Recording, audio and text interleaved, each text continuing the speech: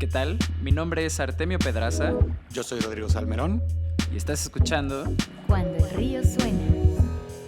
Acompáñanos con Sebastián Fernández, CPO en VU Security, una empresa de ciberseguridad latinoamericana que atiende más de 350 millones de usuarios. Si solo tienes un minuto, lo más importante que pueden aprender operadores, inversionistas y fundadores de VU Security es lo siguiente. En los productos digitales, la seguridad debe de representar la menor fricción posible. Como los usuarios dan por sentado la seguridad digital y entorpecer su recorrido puede impactar en la conversión, el equipo de Sebastián está enfocado en quitar barreras al usuario final y pasar desapercibidos. 2. Los usuarios no viven en Starbucks, son súper fotogénicos y siempre reciclan, son personas de verdad. En VU se enfocan en diseñar productos para todos los perfiles, no solamente para los power users. Y 3. Lo conocido como Developer Experience, DX, es vital si tu producto tiene integraciones o interfaces expuestas. Para el equipo de Sebastián es vital la documentación exhaustiva, lo robusto y la accesibilidad de sus APIs y sus SDKs. Que lo disfruten, bienvenidos. Cuando el río suena. ¿Qué tal? Bienvenidos a todos a una edición más de Cuando el río suena, un podcast para todas las personas en Latinoamérica que están construyendo algo donde antes no había nada, o para todos aquellos que se encuentran junto con un equipo en esta carrera tan emocionante que es construir un negocio saludable de Internet. Me acompaña el día de hoy, como ya es costumbre, mi socio Rodrigo. ¿Cómo estás, Ro? ¿Qué tal? Muy bien. Qué gusto, hermano. Ya es esta la cuarta y última entrevista del día. No por eso tenemos los ánimos más bajos, al contrario, han sido increíbles charlas.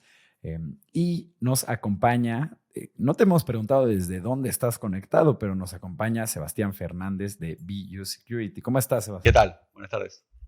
Un gusto. Estoy en Buenos Aires. Estoy basado en Ciudad de Buenos Aires. Fantástico. Genial saberlo. Venga, pues, ya en una ocasión tuvimos en este espacio al CEO de VU, justo.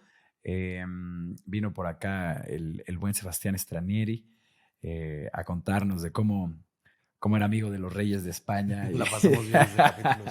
Sí, fue una conversación muy cotorra. Entonces, muchas de las personas de este espacio ya conocen de qué va su startup, pero para los que no, y para ayudarnos a poner a todos en la misma página, ¿podrías contarnos cuál es su pitch de elevador, Sebastián? Dale. Bueno, nosotros somos una compañía que nos gusta decir que proveemos ciberseguridad sin fricción. Eso es lo que nosotros traemos a la mesa. Esa es la parte compleja de la ecuación en la industria de seguridad, que si querés después podemos desarrollar un poquitito más respecto de eso. Somos una compañía que nosotros estimamos que llegamos de manera directa y de manera indirecta a más de 150 millones de usuarios a través de nuestros clientes y a través de manera directa. Estamos embebidos en procesos críticos y habituales, habitualmente en gobierno, en banca, en operaciones en donde en muchos lugares es necesario aportar seguridad. Ahí es donde estamos nosotros. Hoy por hoy tenemos 175 colaboradores, un poquitito más, un poquitito menos. Tenemos una red de partners de alrededor de 100, 110 partners, con más de 170 organizaciones, digamos, que confían en los productos que nosotros tenemos, en un trayecto de 15 años. ¿No? Es una compañía que, más que startup, es un scale-up, se podría decir en algún punto. Claro. Tenemos operaciones o clientes involucrados en más de 30 países y en Latinoamérica tenemos presencia en casi todos los países respecto de equipos, así como también en España, en Italia, en Reino Unido. Así que es una compañía que, para resumir, aportamos confianza y aportamos experiencia de usuario en muchos de los flujos de nuestros clientes. Buenísimo. Qué buen pitch de elevador, sí. Está perfecto, Seba. Sí. Algo que nos llamaba mucho la atención, ya tal vez hablando en particular de tu labor como CPO ahí en VU, es que tienen como muchas funcionalidades distintas, ¿no? Te queríamos preguntar, bueno, ¿cuántas de esas son productos por sí mismos y cuántas no?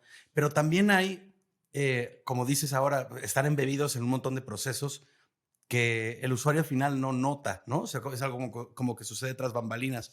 Entonces, ¿cuál es tu papel como CPO en productos que sí se notan y también en productos que no se notan? Porque nunca habíamos tenido a un invitado de producto en uno de estos, vamos, que funcionan distinto, ¿no? Bueno, es muy, muy buena la pregunta porque, a ver, la seguridad es un factor higiénico, ¿no? Es un factor que tiene que estar.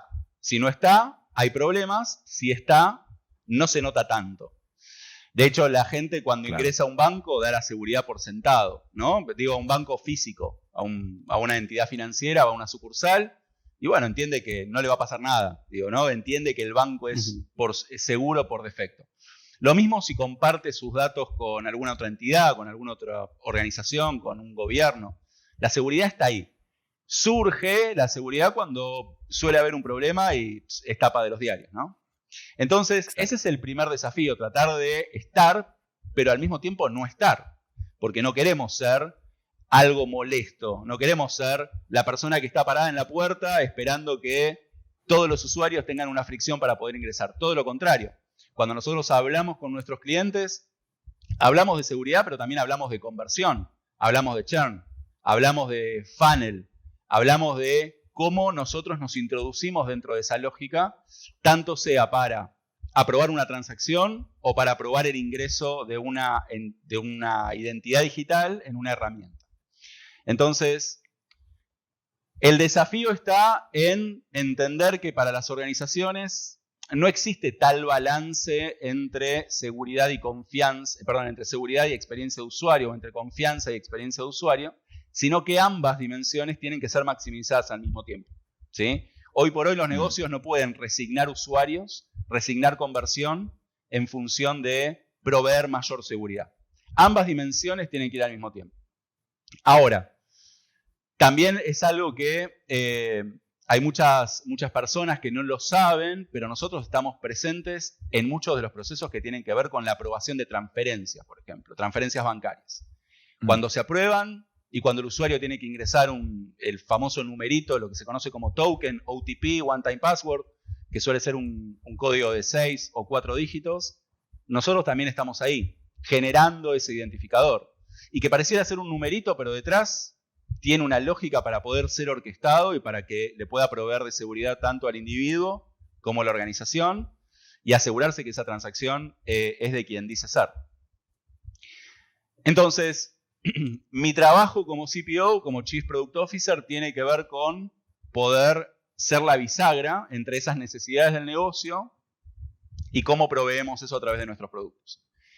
Yo me hago cargo del equipo de producto en julio del 2021 y desde ese momento comenzamos con 2 estrategias en paralelo. Una de las estrategias es consolidar el portfolio de productos, que como bien vos decías, Rodrigo, hay muchos productos, muchas soluciones que nosotros estamos consolidando lentamente en una única solución transversal.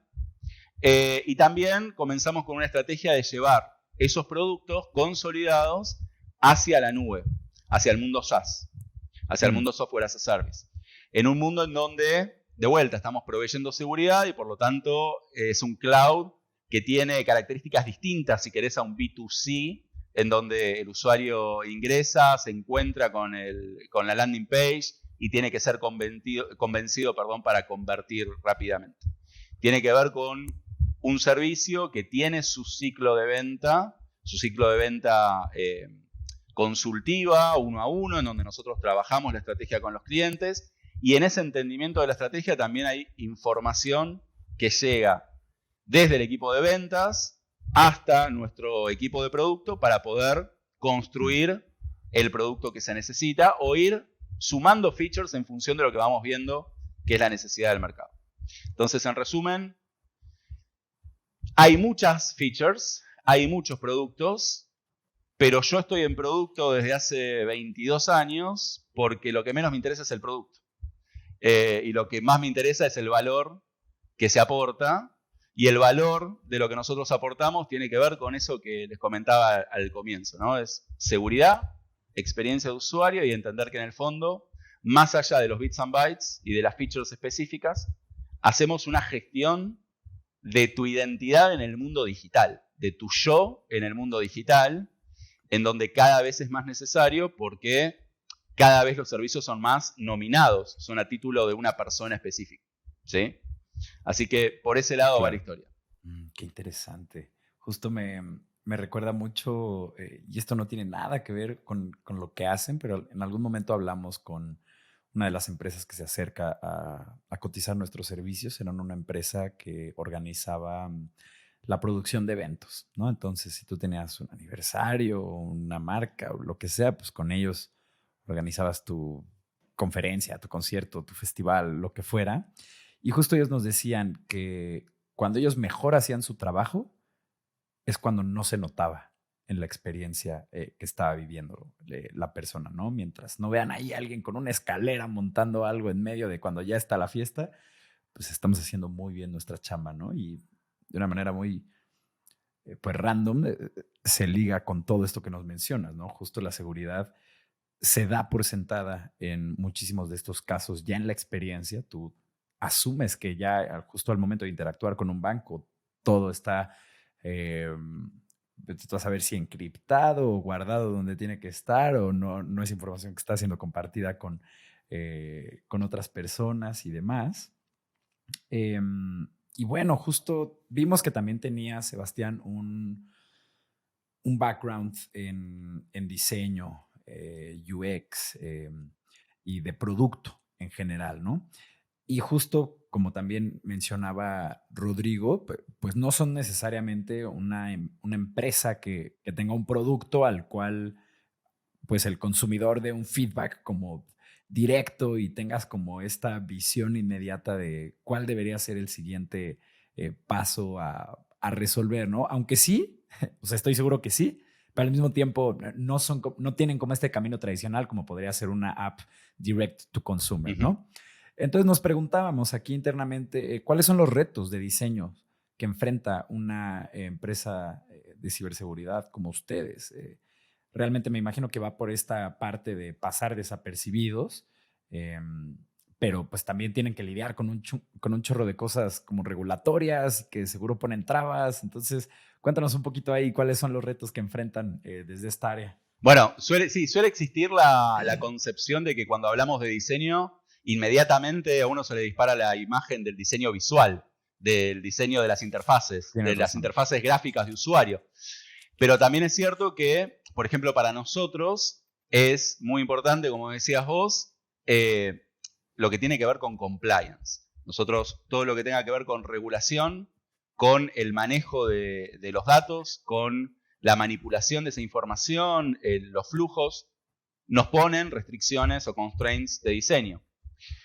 Pero también nosotros tenemos una experiencia de usuario que va hacia dos grandes consumidores. Una hacia los desarrolladores, lo que se conoce como Developer Experience, ¿ok? Los developers que toman nuestros productos y tienen que utilizar nuestros SDK, nuestras APIs, tienen que integrarse y lo tienen que embeber en sus propios productos. Y ahí hay un trabajo fuerte como para poder lograr que esa experiencia sea lo más fluida posible, que sepan cómo utilizar nuestros componentes, que entiendan cómo funcione, que tengan la documentación, los ejemplos necesarios como para poder trabajarlo. Y eso es parte de una rama de diseño que es la Developer Experience. Pero del otro lado, hay componentes que para nosotros son visibles, son interfaces gráficas de usuario, estrictamente hablando, técnicamente, que llegan hacia los usuarios finales, es decir, hacia los clientes de nuestros clientes. Por ejemplo, cuando hablamos de un flujo de verificación de identidad, y sobre todo un flujo de verificación de identidad basado en documentos, en cédulas de identidad o pasaportes, en donde cada vez son más habituales, mal llamados procesos de onboarding, ¿sí? En donde un usuario tiene que capturar fotos de su cédula, de su pasaporte, luego sacarse unas selfies. Ese es un proceso bastante complejo y bastante intensivo desde el punto de vista tecnológico, también bastante propenso a vectores de ataque. Y cuando nosotros construimos ese producto, estamos desarrollando componentes que luego son utilizados por nuestros propios clientes para mostrárselo a sus clientes finales. Entonces, esa experiencia que nosotros le ofrecemos a nuestros clientes, luego va a ir hacia los usuarios finales y habla, en muchos casos, de conversión, habla de experiencia de usuario final, y ahí sí habla de componentes visuales que terminan siendo visibles. Pero entonces te diría que hay como estas tres vertientes, ¿no? Por un lado, constraints o restricciones desde el punto de vista de compliance, restricciones desde el punto de vista de la experiencia de usuario, que es profundísima y da para días respecto de eso. Y luego, respecto de los usuarios finales en los componentes que embeben nuestros clientes en sus propios flujos. Pero hay retos de diseño que tienen que tienen que Oye, ser Sebas. sorteados y aparte tienen que ir conviviendo todo el tiempo con los vectores de ataque y lo que es la seguridad. Claro, y ahorita justo me acaba de... Popear. me acabo de dar cuenta que, o sea, vamos, nosotros platicamos con muchos CPOs o Head of Product aquí en el podcast, pero me acaba de dar la impresión de que tu perfil es muchísimo más técnico, dada la naturaleza, vamos, de lo que hacen en BU, que muchos de los perfiles de CPOs que nos encontramos, ¿no? O sea, porque primero la parte de Developer Ajá. Experience está también a tu cargo como producto, ¿no? O sea, eso no se encargan los desarrolladores, eres tú Ujú. también, es tu departamento, ¿no? Y vamos, como que toda esta parte invisible, el hecho de que pase por el producto, pues vuelve mucho más técnico vamos, o sea, el entendimiento de la gente de productos siempre tiene que ir de la mano de lo Ujú. técnico, porque si no, no pueden hacer su trabajo, ¿no? Pero particularmente me da la impresión de que en una empresa de ciberseguridad, el rol de CPO se vuelve muchísimo más técnico. ¿Estarías de acuerdo con esta aseveración? Sí, sí, por un lado. Por el otro lado, mi background o mi perfil es bastante deforme. Yo no diría que es bastante ecléctico, es bastante deforme. Mi primera experiencia laboral hace 20 y tantos años fue como diseñador web en páginas web estáticas en una agencia de diseño. Después pasé por desarrollo muchos años. Después fui líder de equipos, emprendí durante 10 años, tuve mi propia compañía, que así es como conocí a BU y empecé a trabajar en algunos engagements con BU y finalmente terminé haciendo el traspaso. Pero bueno, sí, mi background es técnico por un lado y por otro lado también acompañado de lo que es consultoría en UX y en aspectos técnicos complejos. He participado de proyectos en donde se desarrolló desde cero algoritmos de machine learning, digo, de cero, ¿no? de base, para reconocimiento facial hace unos cuantos años. Ahora, en el trabajo mío en la diaria, para mí hablar con los desarrolladores es el pan nuestro de cada día, porque quiero entender las constraints técnicas que hay, porque puedo de repente ver código, puedo leer código, puedo entender código, puedo hacer una prueba de concepto por mi cuenta y pasárselo al equipo de desarrollo. Y por otro lado, trabajo mano a mano con el CTO, o sea, es como si fuésemos siameses, ¿no? Estamos trabajando todo el tiempo a la par, definiendo cuestiones que tienen que ver desde el punto de vista de la definición del producto y de la definición técnica, pero también desde la alocación de recursos y de la conformación de equipos para poder lograr un aprovechamiento de la gente, ¿no? Respecto de sus skills. Entonces, yo digo que hay un mix respecto del background mío desde el punto de vista técnico, pero también un apalancamiento muy fuerte con el CTO, en donde somos prácticamente el mismo departamento entre producto y tecnología y QA, que es todo una misma transversal. Claro. Esa fue la impresión que me dio ahora, porque estando más aislados difícilmente pueden encargarse sobre todo de las interfaces que no son gráficas, ¿no? Como que eso Claro. no me terminaba de cuajar. Y, Sebas, también entendemos que, vamos, de cierta forma, sobre todo a través de los SDKs y de las APIs, etcétera, ¿no? Tienen un producto que es bastante personalizable, ¿no? Uh-huh. Pero nos preguntábamos hasta qué parte también en interfaces gráficas, porque luego, vamos, como parte de como el eje de confianza, luego tiene que ver con la marca que te sigue de punto a punto, ¿no? Si, por ejemplo, entra una marca, aunque sea una marca de seguridad, a la mitad del proceso puede causar disonancia en el usuario, sí. ¿No? Entonces, pues hasta qué punto los productos de BU son, digamos, productos estándar que solamente se integran y se aplican, y hasta qué punto se personaliza según el cliente al que estén atendiendo. ¿Cómo juega eso con tu rol de producto? Bueno, volviendo a la metáfora de lo que comentaba Artemio respecto de que también nuestro rol es el de ser un buen camarero en un buen restaurante en donde no te das cuenta que nunca que se te vació la copa, que te viene y te recomienda el plato justo y que está siempre ahí, pero vos no lo ves, pero está. Para nosotros, embebernos dentro del flujo de nuestros clientes es poder respetar la presencia marcaria, es poder respetar el flujo que el cliente quiere implementar, es poder darle recomendaciones, mejores prácticas, etcétera, pero también es poder respetar las decisiones que tiene nuestro cliente. Y en ese sentido, tanto desde aquellos componentes que no se ven hacia el usuario final, pero particularmente en aquellos que se ven, esos componentes se pueden personalizar. Se pueden personalizar desde la presencia de marca, se pueden personalizar desde el flujo, se pueden personalizar desde algunos componentes que se pueden reubicar respecto de cuál es la mejor distribución, el mejor layout que el cliente quiera dar. Y obviamente también respecto de colores, respecto de tipografías, respecto de mensajes, respecto de idiomas. Que es un must, digamos, como para poder estar embebido en los distintos flujos y para poder estar, pero no estar, ¿no? En esta lógica que hablábamos antes. Hay muchos clientes regionales que utilizan nuestros productos para un proceso de onboarding digital, para un proceso de verificación de identidad en donde el usuario está viendo la interfaz gráfica y es un producto nuestro y no se enteran que es un producto nuestro. ¿Sí? Porque empieza a tomar mayor preponderancia a la marca del cliente.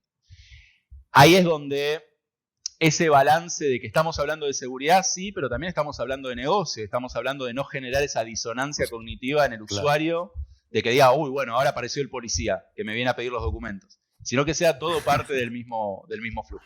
Claro, y esta labor, Sebastián, ¿la hacen en conjunto con el cliente o queda más bien como este producto maleable que ellos pueden manipular y queda más como en responsabilidad de sus diseñadores y desarrolladores? Bueno, yo te diría que hay distintos sabores, digamos, en eso, ¿no?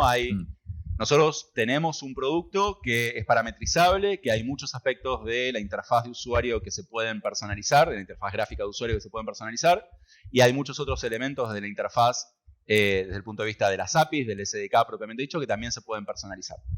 Entonces, hay clientes que lo implementan por su cuenta, usando la documentación, usando ejemplos y llevándolo por el lado que lo quieran llevar. Hay otros clientes con los cuales tenemos una participación más activa por las dimensiones del proyecto, por las características que pueda llegar a tener. Hay otros proyectos en donde participan nuestros partners que ya conocen el producto y a través del conocimiento que tienen pueden hacer esa personalización.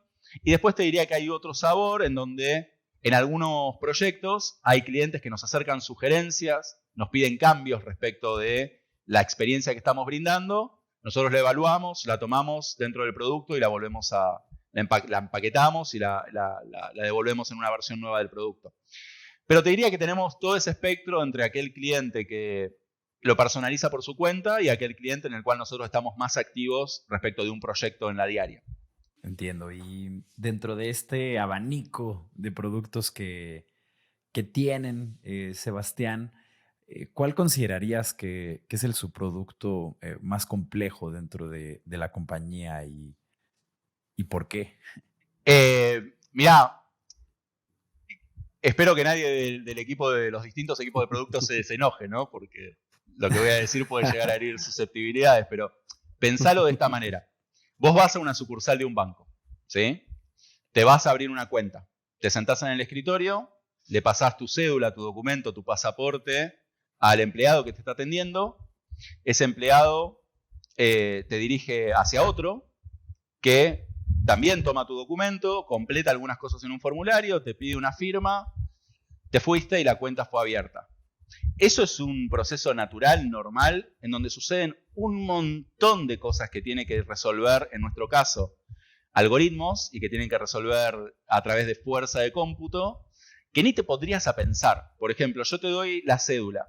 Suponte que yo te la di al revés. Vos la tenés que enderezar, ponerla al derecho, mirarla, mirar mi cara, ver si soy yo, leer lo que dice, copiarlo, acomodarla para que no te dé el brillo, verla del dorso, ver que coincida el frente con el dorso, volverte a mirar, pedirte quizá que te saques la gorra, que te saques los anteojos para ver si sos realmente vos, volver a tomar los datos, y todo eso que ocurre de manera natural y que lo puede hacer cualquier empleado de cualquier banco, es algo que tiene que resolver un algoritmo en un periodo menor a un minuto y medio.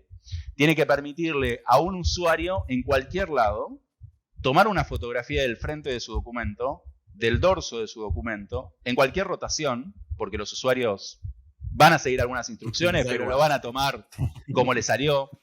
Te sorprenderías si vieras imágenes de pruebas internas que nosotros hemos hecho en donde te falta luz, te sobra luz, te falta brillo, te sobra brillo. El documento está guiado, Hemos visto casos en donde a los documentos le faltan 2 centímetros porque se los mordió el perro, literalmente, en donde tenés que identificar que esa foto que te sacaron a los 17, 18, 19 años corresponde con los 63 años que tenés hoy y que es la misma persona. Dios. Extraer la información, comparar esa información entre las distintas piezas que tiene el documento y asegurarte que seas vos. Y todo eso tiene que suceder en un proceso de menos de 1 minuto y medio con el usuario interactuando por lo menos en 3 o 4 puntos de ese flujo. Y aparte tiene que suceder con distintos dispositivos de distinta gama. Ustedes saben que Android está muy segmentado y tiene que funcionar en dispositivos con distintos procesadores. Entonces, para mí, quizás el producto que para nosotros tiene el nombre comercial de Onboarding Management y es aquel que nos hace el proceso de verificación de identidad, yo te diría que es el más complejo porque trata de emular lo que sucede en el mundo real y que es muy complejo ya en el mundo real pasarlo al mundo de los bits. Sí, no, con ese recorrido que nos diste, me imaginé. La mordida de perro. Sí, sí, también fue Literal, muy visual. Literal. No, pero me imaginé muchos retos en todas las aristas, ¿no? Técnicos, de diseño, de administración de equipo, de mantenimiento de las máquinas que hacen eso. Justo puedo imaginarme porque ese es tal vez el subproducto más complejo que tienen ahí. Estamos llegando al intermedio de este programa. Les recuerdo a toda la gente que nos esté escuchando que en cuandoelriosuena.com ustedes pueden suscribirse a la newsletter de este programa para recibir una notificación cada que tengamos un capítulo nuevo. De igual forma, les recordamos que ya estamos preparando todo para nuestra conferencia anual de este año, LATAM Startup. Todo es completamente gratuito, así que por favor ayúdenos a compartir este recurso con algún emprendedor que conozcan, alguien que esté en el equipo de liderazgo de una startup. Genuinamente aquí hay muchísimas conversaciones de las que todos estos perfiles pueden beneficiarse y además la conferencia que este año estamos planeando cosas de verdad muy, muy, muy emocionantes. Pero vámonos al intermedio y regresamos. Estás escuchando Cuando el río suena, un podcast de conversaciones con agentes expertos y emprendedores del mundo digital. Tus anfitriones son Rodrigo Salmerón y Artemio Pedraza, fundadores del estudio de estrategias e interfaces digitales Acueducto. Para más información, visita cuandoelriosuena.com. Si encuentras valioso este podcast, por favor ayúdanos a compartirlo con un amigo o síguenos en Spotify o iTunes. Muchas gracias. Regresamos con Rodrigo y Artemio.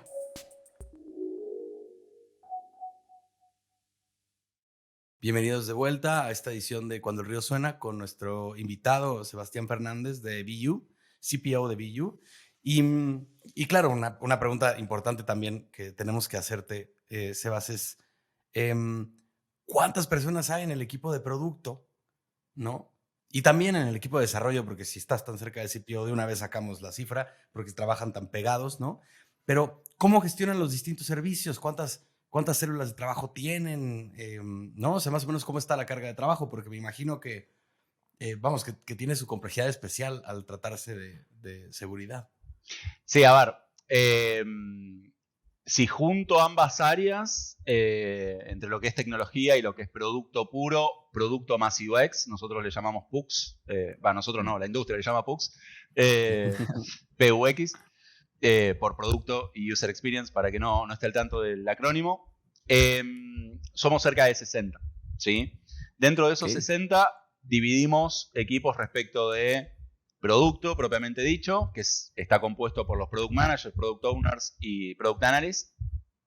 Luego el equipo de UX, que tiene diseñadores de contenido, diseñadores visuales, diseñadores de UI y diseñadores de producto, junto con su manager.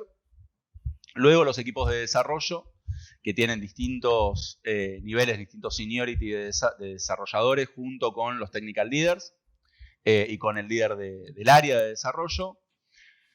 El equipo de QA, ¿sí? Que se reparte, en algunos casos está dedicado, en otros casos es cross a las distintas células, porque tenemos como una dinámica en donde llevando los productos a la nube existe como cierta convergencia, si bien tenemos los equipos separados, y dentro de cada uno de los equipos que están separados, a su vez están separados entre evolución y correctivo, o evolutivo y correctivo, que le llamamos nosotros, es decir, desarrollo de nuevas features y bugfixing. Los equipos luego convergen en una célula que es cross, que es aquella que coordina y gobierna el pasaje de los productos hacia la nube, ¿sí? Y luego los equipos de infraestructura y DevOps, que son aquellos que se encargan de mantener todos los fierros, de ser la base de la pirámide, del atlas que soporta el universo, o por lo menos nuestro universo, que mantienen todo eso funcional, ¿no? Tanto los entornos internos como los entornos externos de cara hacia los clientes. Luego, para poder ampliar un poco el espectro, porque ahí se cuenta una parte de la película, nosotros tenemos equipos que son aquellos que están de cara hacia los clientes. Yo te diría que se componen por preventa, que es técnica, es una preventa de definición de soluciones, que va de la mano del equipo de ventas, que tiene que ver con el relacionamiento del engagement con las cuentas. El equipo de delivery, que es aquel equipo que interactúa con los partners o con los clientes para llevar los productos y para generar las implementaciones. Son los que lideran los proyectos y de alguna manera el proceso de que el producto quede instalado dentro de los clientes. Y el equipo de soporte, que se dedica al post-delivery. Una vez que delivery se va, toma esa atención de cara hacia los clientes. Es decir, que toda la organización, si se quiere, está en función de que el producto se construya, o se comercialice, o se entregue, o se soporte. En ese sentido, te diría que en algunos casos los ámbitos quedan como medio difusos porque trabajamos en muchos casos en pods, en clusters, en células que están de alguna manera haciendo facing hacia un cliente, hacia un engagement, y a partir de ahí está multidisciplinario. Hay personas de ventas, de preventas. Si yo te mostrara una taxonomía de todos los chats en Teams que tengo abiertos, vas a ver que se da mucho ese patrón, ¿no? Tal cliente, está el representante de ventas, de preventas, de delivery, de soporte, de desarrollo, de producto y de infraestructura, para trabajar el tema transversalmente, ¿sí? Esa es básicamente una conformación típica.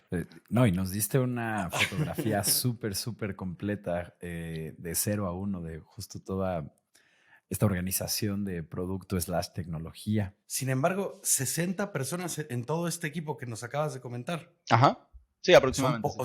Son pocas, ¿no? O sea, vamos... Es que la base, a ver, luego está el equipo de delivery, ¿sí? Que tendrá unos 10 y tantos, el equipo de ventas, el equipo de preventas. El equipo en sí mismo soporta los productos que luego son replicables en muchas de las cuentas, ¿sí? Nosotros somos una compañía de producto. Dentro de ser una compañía de producto y dentro del estadio en el cual estamos, dentro del ciclo de vida de la compañía, el nombre del juego es poder escalar. Entonces poder lograr que los equipos puedan replicar los resultados en función de esos productos en las distintas cuentas. Vale. O sea, son 60 en el equipo core, digamos, y ya las implementaciones se cuentan un poco se aparte, extiende, ¿no? exactamente. Ya, Sí. Pero de todas formas es poca gente, ¿no? O sea, deben de trabajar con, pues como en ambientes de high performance, y además es trabajo delicado, vamos, que un error ahí pues puede costar, puede salir caro, ¿no? Como una pregunta que de hecho no teníamos pensado, no teníamos aquí planteada, pero que puede valer la pena. ¿Cómo miden de sus desarrolladores o de su gente de producto que estén, a ver, ¿cómo formulo esto? Que estén en el nivel de sharpness, ¿no? Porque no solamente es productividad y que hagan bien su trabajo, sino que estén lo suficientemente enfocados como para hacer esa chamba tan delicada. O sea, ¿qué evalúan, no? ¿Cómo saben que no se les va de las manos un equipo, pues pequeño, ¿no? Con tantas responsabilidades por persona. A ver, en el fondo es ingeniería de software. Mi función, mi título de grado es el de ingeniero de software y trato de todo reducirlo quizás a esa herramienta que es la herramienta mía basal. Entonces, en cualquier caso, es ingeniería de software y se rige por las mismas leyes de ingeniería de software. Nosotros construimos sistemas y estamos embebidos en un sistema complejo, que es el sistema de las personas en las cuales construimos, nos embebemos con partners, nos embebemos con clientes, etc. Para nosotros el completion de las features, el completion del roadmap, es clave. Poder medir cómo llegamos con el roadmap, publicar el roadmap. Para nosotros el roadmap es público dentro de la organización, ¿sí? Cualquiera dentro de la organización puede entrar a ver el roadmap y ver qué es lo que tenemos pensado construir. Cualquiera dentro de la organización puede generar una feature request o generar o reportar un bug que haya encontrado. Entonces, para nosotros es importante primero que los equipos estén conectados con el mundo real interno o externo según en el nivel en donde estén, ¿no? Según en el subequipo en el cual se encuentren. Si nosotros logramos eso, si nosotros logramos que los equipos entiendan la sensibilidad de lo que están haciendo, el impacto que tiene la línea de código que están poniendo, creemos que ahí es donde hay una transmisión del valor real de lo que la gente está haciendo, ¿sí? Nosotros hay productos que, como te decía, de repente generamos una nueva release, lo desplegamos en 2, 3, 4, 5 clientes, e inmediatamente estamos llegando a 4, 5, 10 millones de usuarios en un par de semanas. Entonces, yo te diría que lo más intangible, pero lo más importante, es poder transmitirle a los equipos lo que estás haciendo, me salió una expresión muy argentina con el che, pero lo que estás haciendo es algo que va a impactar en estos millones de usuarios. Y luego, las métricas habituales que tiene cualquier equipo de desarrollo, que tiene que ver con la construcción de productos digitales o de software, ¿sí? Que son las habituales, los estándares. Ok, fantástico. Entonces se recargan mucho en este elemento cultural, ¿no? Para poder hacer esos deliveries, que es transmitir esta importancia o tener cerca a los desarrolladores, digamos, de los retos de negocio que están ayudando a resolver, ¿no? Claro. Nosotros, en el fondo, hacerlos conscientes. Si reducís a la mínima expresión, que es lo que nosotros estamos haciendo, y es algo que estamos todo el tiempo tratando de transmitir dentro de los equipos como parte de la cultura, nosotros tenemos que proteger a la gente, tenemos que proteger el activo que tiene la gente que está relacionado con su información, cómo acceder a sus cuentas bancarias, cómo acceder a su billetera del gobierno, ¿sí? En donde está toda su información de ciudadano. Ese es el impacto principal. Y ese es el impacto que nosotros tratamos de transmitir incluso desde las entrevistas y desde el reclutamiento para gente que se quiere sumar al equipo. Qué fregón, qué emocionante. Oye, Sebastián, justo desde que vino el otro Sebastián, el CEO, al programa, hablamos mucho respecto a cultura hacker y todo lo que tiene que ver con ciberseguridad. Y desde entonces, la imagen que tenemos de la empresa es justo como la de esta horda de hackers que están ayudando a proteger, como dices, ¿no? Ya sea la identidad, las transacciones o toda esta variedad de servicios que ofrecen. Nos encantaría preguntarte, si pudieras escoger solo una, ¿cuál es la lección más grande que te has llevado de hacer producto con precisamente este equipo de hackers o este ejército de programadores? Mirá, yo creo que se reduciría en que el no existe. El no existe. Es todo el tiempo una cuestión de estar preguntándote o cuestionando el por qué no se puede atravesar por esa puerta y quizá podemos ir por esta otra y quizá podemos ir por esta otra y quizá podemos ir por arriba y quizá podemos ir por abajo y quizá podemos encontrar la cerradura. A veces lo que suele suceder, también por cuestiones culturales, por cuestiones de background y por cuestiones de necesidad de cada organización, y cada organización conoce la cultura que tiene y suele ser la apropiada, pero acá estamos en una lógica en donde a veces hay que poder hacer coincidir, como les comentaba antes, mundo del compliance y mundo de los abogados y las regulaciones, mundo del negocio y lo que el negocio necesita convertir y los usuarios que tiene que adquirir, mundo de la seguridad, en donde a veces lo más bobo te puede dejar afuera de la cancha, ¿sí? Uno a veces puede asumir que bueno, el ataque va a venir a través de tal o cual país que está detrás del eje soviético y del eje del mal y quizás uno con una ganzúa te quiere atacar. Entonces, hacer coincidir eso, más una variable que nos rige a todos desde que nacimos, que es el tiempo, ¿no? Hay que hacer coincidir esas dimensiones en función del tiempo. es donde es necesario encontrar esa cultura hacker de decir, che, esto es lo que viene establecido, bueno, rompámoslo. Va por otro lado.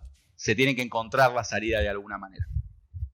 Yo te diría que ese es quizá el principal takeaway de una cultura hacker. Claro, porque si no actúan a la velocidad que tienen que actuar, pues las personas de quien están protegiendo a sus clientes sí irán a esa velocidad, ¿no? Entonces, por eso es que la variable tiempo, ya. Mira que... Sí, no, y es fundamental, ya poniéndolo así.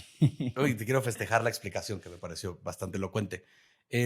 Otra cosa que queríamos preguntarte, ¿cómo hacen seguimiento o reporting entre las áreas, ¿no? Porque nos cuentas que trabajas muy de cerca con el CTO, entonces, pues probablemente ahí no se hagan seguimiento porque están trabajando todo el tiempo juntos, ¿no?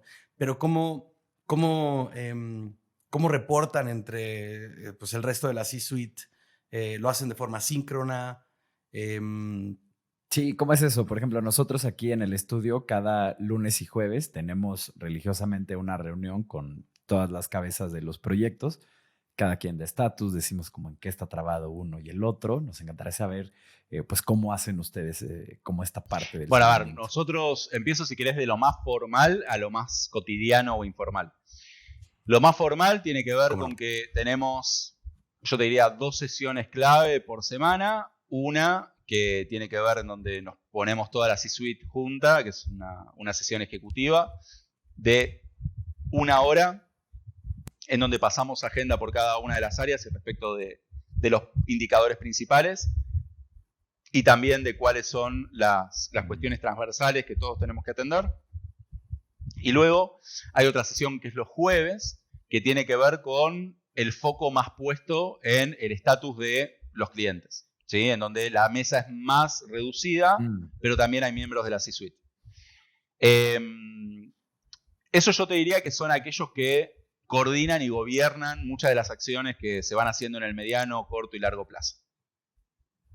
Después tenemos, como les contaba antes, lo que sería el bottom-up, ¿sí? Que para mí en general siempre es lo más rico, lo que va de abajo hacia arriba, lo que sucede dentro de las distintas células o estos clústeres transversales que están trabajando con foco en tal o cual cuenta y que o están en una situación de preventa, de delivery o de postventa, en donde estamos actuando tecnología, producto, UX, preventas, ventas, delivery, soporte, todos juntos dentro de esas mesas. Y ahí es donde te llevas la temperatura de cada una de las cuentas, de cada uno de los productos, de cada una de las situaciones que estamos viviendo en la diaria, ¿no?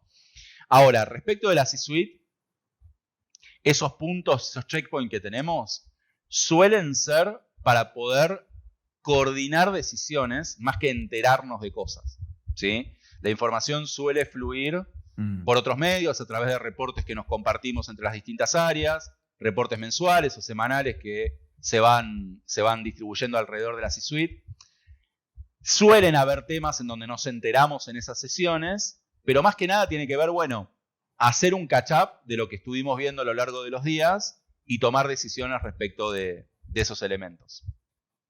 Es decir que la regla normal es que en esas sesiones ejecutivas no te enteres de algo realmente sorpresivo, ¿no? Porque ya lo estuviste viviendo a través de otras líneas de reporte. Pero bueno, luego tenemos una serie de reportes estándar que cada una de las áreas eleva para que el área de operaciones ponga junta y la eleve luego al board y que sea como parte de la información de balance mensual de performance, en donde hay indicadores en nuestro caso de cumplimiento del roadmap, de los warnings, de los highlights, de los lowlights, y eso tiene que ver más con una pieza, con un entregable formal, pero a mí me gusta más lo que va en la diaria, lo que va en los capilares más que en las arterias principales. Claro, y además me imagino que el hecho de que estén, o sea, de que tengan equipos que apliquen, o sea, no son únicamente de producto, sino también de implementación de su propio producto, ¿no? Entonces, tienen como un proceso que es un QA natural, ¿no? Donde todo el tiempo existe retroalimentación gracias a esas implementaciones.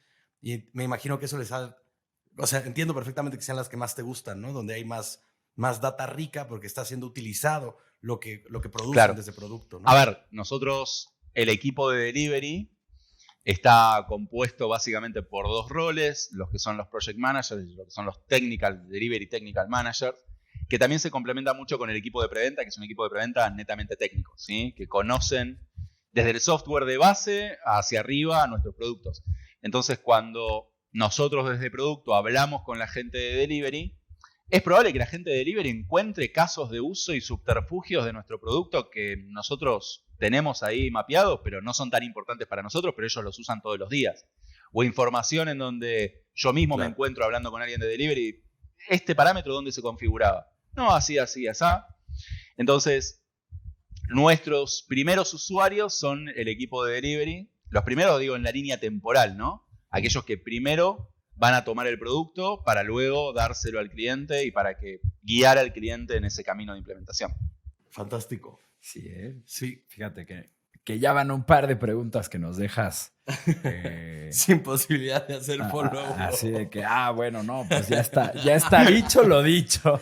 Mejor pasemos a lo que sigue. Pero eso habla muy bien, ¿no? Y de verdad que creo que este es un capítulo del que se pueden sacar muchísimas prácticas increíbles para las startups, de las personas que nos están escuchando.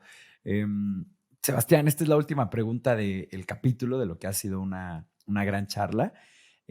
Esta pregunta se la hacemos a todos los invitados que vienen a este espacio, como desde ahí del capítulo 5 para acá, y es la siguiente.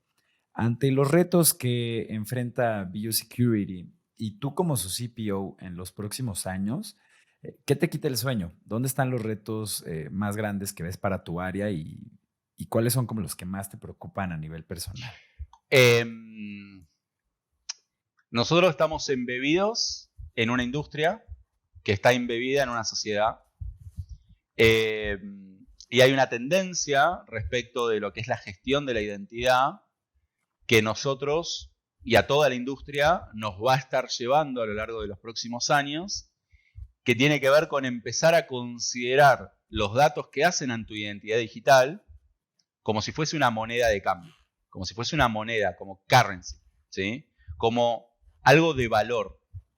Hoy hay muchos usuarios nativos digitales, claro, para quienes la información de su propia identidad circula libre en las redes por múltiples formatos, ¿sí? Foto, video, audio, texto, elementos de tu propio comportamiento que si bien no son tu identidad, pueden inferir tu identidad, por ejemplo, tus hábitos. Y toda esa información está cursando o está fluyendo alrededor de las distintas herramientas y existe una tendencia que tiende a consolidar esa información de las identidades. Básicamente, hay un yo digital, lo que nosotros llamamos el online persona, vos mismo dentro del mundo online, que va a tender a consolidarse y que va a tender a lograr que distintas organizaciones puedan compartir información de las personas con el consentimiento de esos usuarios. Y que vos puedas, desde tu propia billetera digital, poder tener control de esa información, lo que llamamos la identidad autosoberana, ¿sí? Self-Sovereign Identity. Que es una tendencia de largo plazo, pero que es una tendencia, a mi juicio, irreversible, podrá tomar distintas formas, podrá ir cambiando de color a lo largo del tiempo, pero es algo que viene potenciado por las organizaciones, potenciado por los gobiernos y también requerido por los usuarios. La capacidad de que si yo ya compartí mi identidad con una organización y luego quiero interactuar con otra organización, esa primera organización pueda transferir la información a la segunda con mi consentimiento para yo ahorrar tiempo, para ahorrar elementos, para incrementar la seguridad. ¿Ok? Existe un concepto en donde hoy por hoy nos parece natural, en donde vamos a una cuenta, ingresamos nos queremos crear una cuenta nueva, vamos a un nuevo servicio, creamos una cuenta nueva, ponemos nuestro nombre, ponemos nuestro apellido, ponemos nuestro email, ponemos nuestro domicilio, ponemos nuestro número de documento, algún que otro dato más. Luego queremos a crear una cuenta en otro servicio y hacemos exactamente lo mismo. Ponemos nombre, ponemos apellido.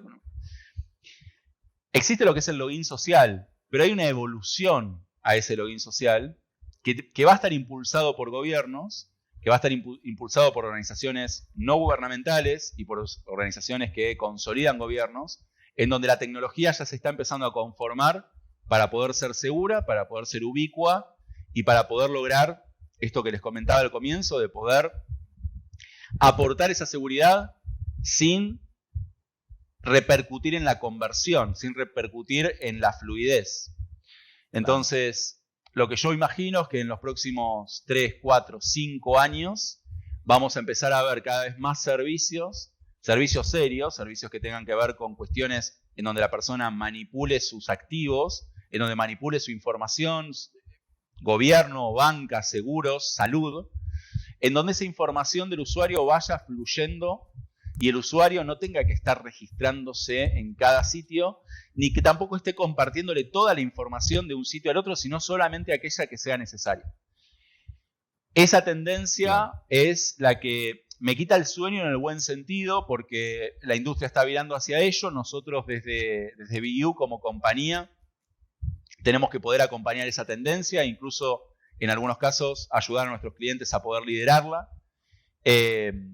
y acompañar a nuestros clientes en lo que nosotros llamamos y hemos desarrollado un modelo de madurez en la identidad digital que va en ese camino, ¿no? Son 5 estadios en donde parte de la nada misma una organización y se encuentra con este paradigma de Self-Sovereign Identity, en donde creemos que la mayoría de las organizaciones van a estar jugando respecto de la identidad de los usuarios y sus atributos, ¿sí? Que eso suele ser a veces como algo que no es considerado como parte de la identidad, pero todos tus números telefónicos, todos los dispositivos que utilizaste, los consentimientos que has dado para poder utilizar o no utilizar cierta información, todo eso hace parte de esa constelación de información tuya que va a ir consolidándose y que vos como usuario vas a tener y debieras tener el derecho de poder saber quién lo está usando, para qué lo está usando y poder denegar esos permisos en caso que fuese necesario.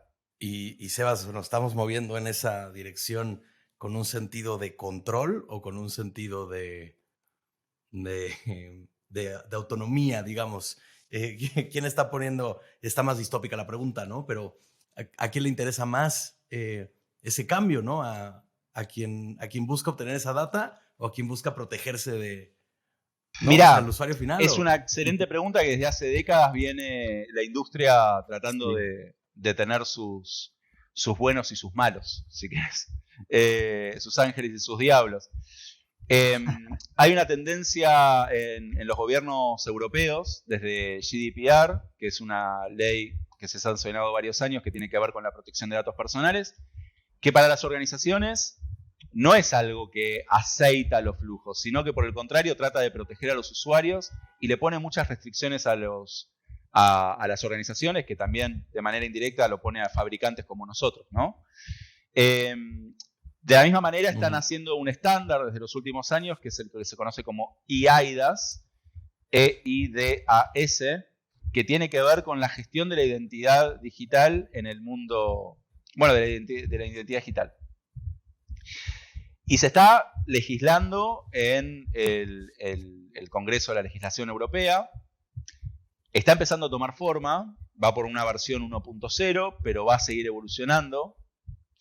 Y creo que lo que trata de poner sobre la mesa, el eje central, es los individuos, los derechos de los individuos a poder gestionar sus informaciones, perdón, su información, la información que conforma su identidad, y tratar de tener un estándar para algo que va a ser inevitable en el conjunto de usuarios que se están subiendo a la red y que alguien va a tener que, de alguna manera, poner el primer estándar sobre la mesa para algo que, si no, de otra manera va a terminar siendo ingobernable, digo, ¿no? Hoy tenés los casos en donde se filtran tus emails porque vos estabas usando tal o cual servicio y lo único que podés hacer es saber si se filtró y nada más. Cambiar tu cuenta, cambiar tu casilla si sos muy precavido, pero el 99.9% de la gente no va a cambiar su casilla de mail porque fue filtrada, ¿sí? Y a duras penas van a cambiar su contraseña. Entonces, el usuario atenta contra esa seguridad, las organizaciones quieren tener cada vez mayor información de los usuarios y creo que hay que regularlo, hay que generar un estándar y eso es lo que está tratando la industria, sobre todo liderada por Europa, para que suceda, ¿no? Y hacia ahí es donde creo que inevitablemente va a ir la tendencia.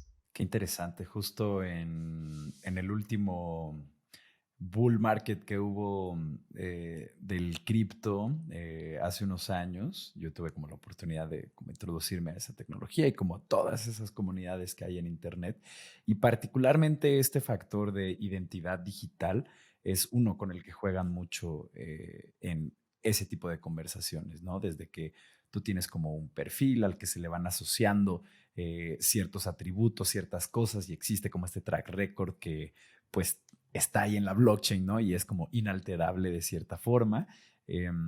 Y digo, al final del día, como tú dices, ¿no? La cosa va a cambiar de color, va a cambiar de forma, pero esta idea de tú tener una identidad y de traspasarla al lado digital y que esa identidad tenga, pues como al día de hoy, la física, ciertos atributos, ¿no? Un patrimonio, un lugar de trabajo, gustos, intereses, vaya, todo lo que conforma a una persona, pues va a ser muy interesante cómo, pues todas las cosas que mencionas, ¿no? Cómo lo regulamos, cómo lo diseñamos, qué servicios existen para eso.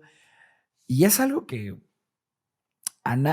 muy poca gente está pensando en eso, porque precisamente lo damos por sentado, ¿no? Y luego, particularmente cuando se trata de seguridad, hay una frase de un profesor que me gusta mucho, que es como, son de estas cosas que no importan hasta que importan. Mira, ¿no? Déjame ¿tú crees que, no? que sobre lo que estás comentando te comente algo adicional. Y trabajando en el campo de experiencia de usuario muchos años,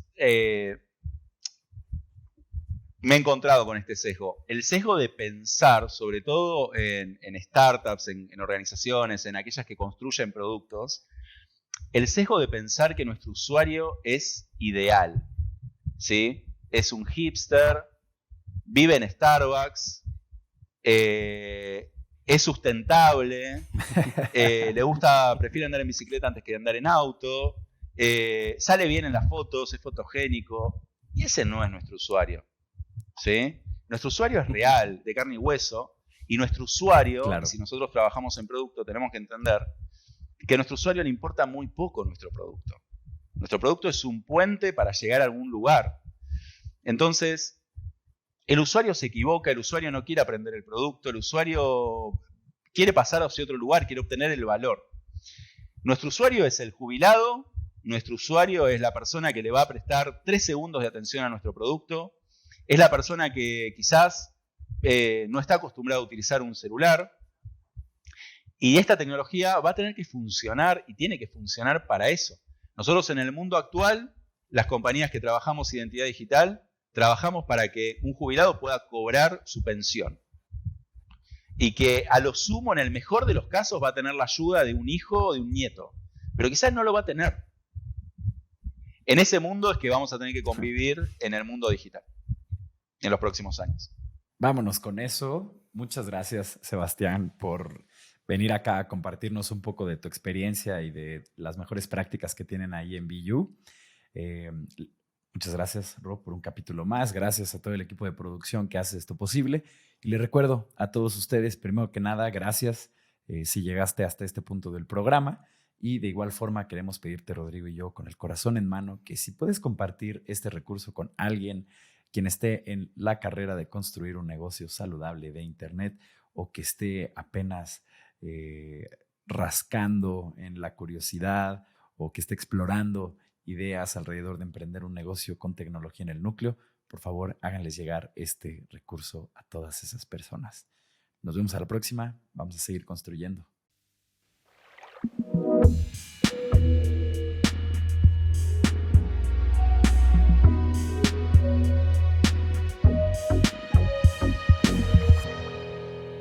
Cuando el río suena.